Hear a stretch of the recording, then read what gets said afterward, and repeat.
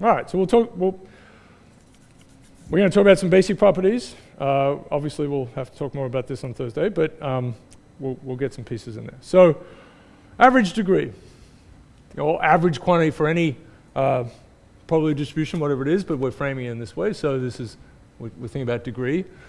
This is just the definition of that. And if we look at this object, we could say, and so this is sort of backing out in a funny way, but we could put an x to the k minus 1 here and evaluate this at x equals 1.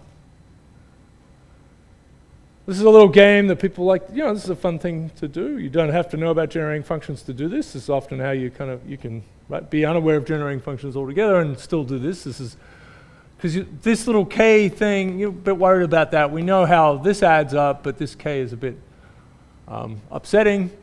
So one way to get rid of a k, or a k minus 1, or anything like that, is to stick in something that makes it look like a derivative. So this is just a little sneakiness, right? So this equals this, set x equal to 1, this goes away, but we've made something that looks like a derivative, right? So, and in fact, that's what we say. This is now the derivative with respect to x of this blob, right? The k, right? If we integrate this, the k goes back to x to the k. So this is exactly what it is, the derivative of f with respect to x evaluated at 1. And we had this, right? So we know what that generating function is, and then we can set x equal to 1. So that's a really nice thing. You could have some big messy thing, and we can always differentiate things. Right? You may have you can get to points where you have a generating function, but actually getting it turned back into a sequence is hard or a mess. So that can happen. So our little example, if we take the derivative of the generating function that we had, so we had this blob on the bottom. It's a blob, it's a chain rule sort of thing, right? So this blob gets squared, and then we differentiate what's on the inside.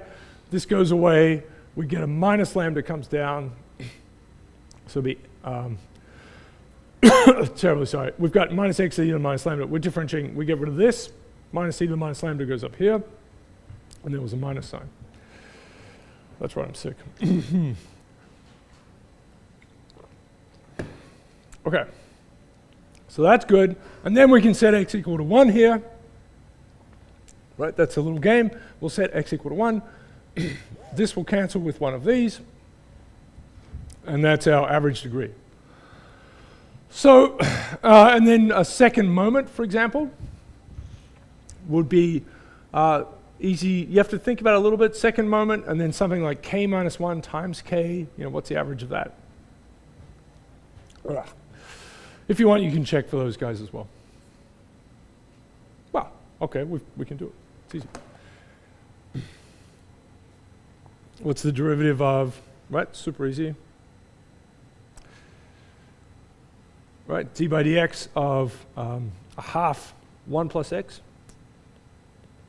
Yeah, evaluated x equals 1 is just, right, the first thing goes away, so it's just a half.